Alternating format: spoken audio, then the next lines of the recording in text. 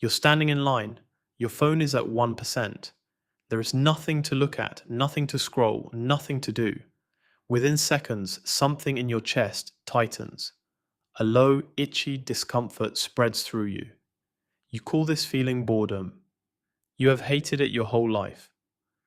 But the real answer is far stranger. Boredom is not a malfunction, it is not empty time. It is one of the most sophisticated alarm systems your brain has ever built, and it has been quietly steering the course of human history since before you were born. Think about the last time you felt truly, deeply bored. Maybe it was a waiting room. Maybe it was a long car ride with no music. What did you do? You probably reached for your phone. Almost everyone does. A landmark study led by psychologist Timothy Wilson at the University of Virginia asked people to simply sit alone with their thoughts for 15 minutes. No phone, no book, nothing. Many participants found it so unbearable that, when given the option, they chose to give themselves mild electric shocks rather than sit in silence with their own minds. Read that again. People chose pain over boredom. That should tell you something. Boredom isn't mild, it isn't neutral. Your brain treats it as a 5-alarm fire. So why would evolution build something so uncomfortable into you? Wouldn't it make more sense to let you sit peacefully, doing nothing, conserving energy? For most of human history, doing nothing was dangerous. Your ancestors didn't live in a world of infinite entertainment. They lived in a world of scarce resources and constant threat. A hunter-gatherer who sat still for too long wasn't resting. He was wasting daylight he needed to find food. A forager who stopped paying attention to her surroundings wasn't calm. She was vulnerable. Boredom in that world was not a punishment. It was a nudge. A physical, uncomfortable, impossible to ignore nudge that said, in essence, stop wasting time, get up, go find something useful. Here's where it gets stranger. Boredom didn't just push your ancestors toward food and safety. It pushed them toward invention. Psychologist Sandi Mann, who has spent much of her career studying boredom at the University of Central Lancashire, found something unexpected in her research. People who were deliberately bored before a creative task performed better on it than people who weren't bored at all. Not slightly better, meaningfully better. Boredom, it turns out, is a kind of mental vacuum, and your brain hates vacuums. When there is nothing to occupy it, your mind doesn't shut off. It starts generating. It wanders into memory, into imagination, into problem solving it wouldn't normally have time for. This is why your best ideas rarely arrive at your desk. They arrive in the shower.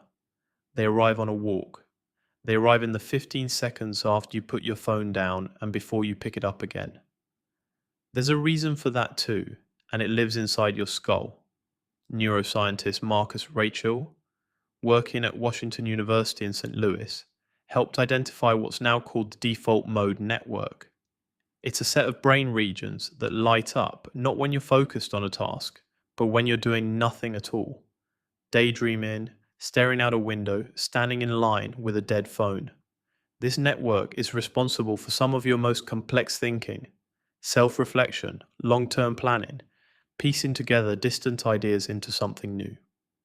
Here's the twist. Every time you fill a boring moment with your phone, you shut this network down before it can finish its work. You are, quite literally, interrupting your brain's most creative process over and over, dozens of times a day, without ever noticing. You probably think of boredom as the opposite of stimulation. It isn't. Boredom researcher John Eastwood at York University describes it differently.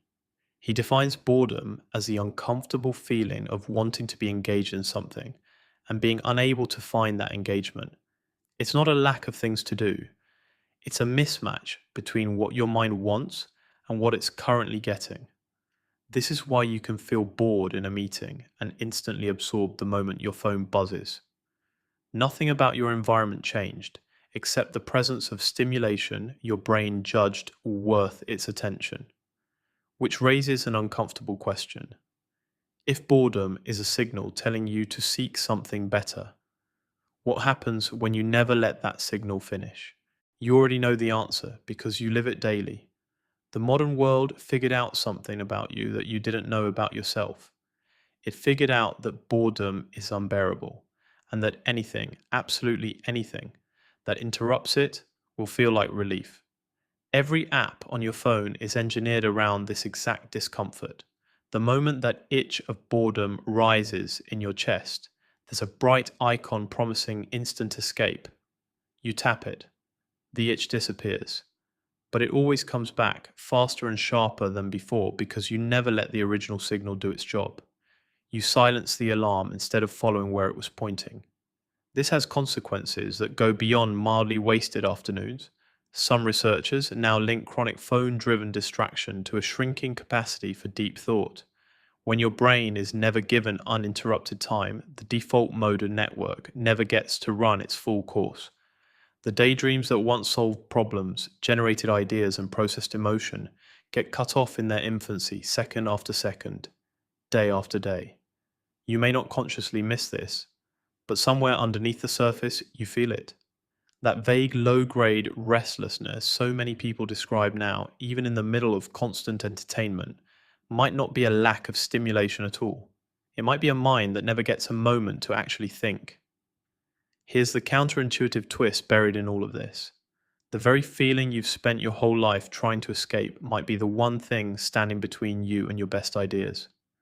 Your most original insight, your clearest sense of what you actually want, separate from what's been fed to you.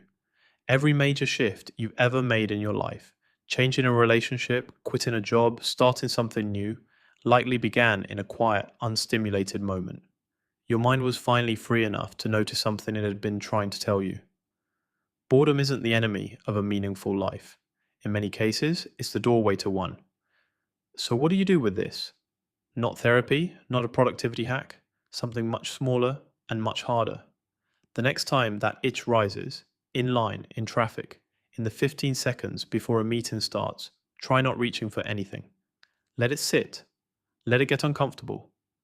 Somewhere underneath that discomfort, your mind might finally have the room it's been asking for years, to think a thought it never got to finish. Tonight, when you find yourself standing in line with your phone at 1%, that low, itchy discomfort will rise in your chest again. This time, you'll know exactly what it is. Not a malfunction, not empty time. The oldest, most patient voice in your brain finally getting a word in.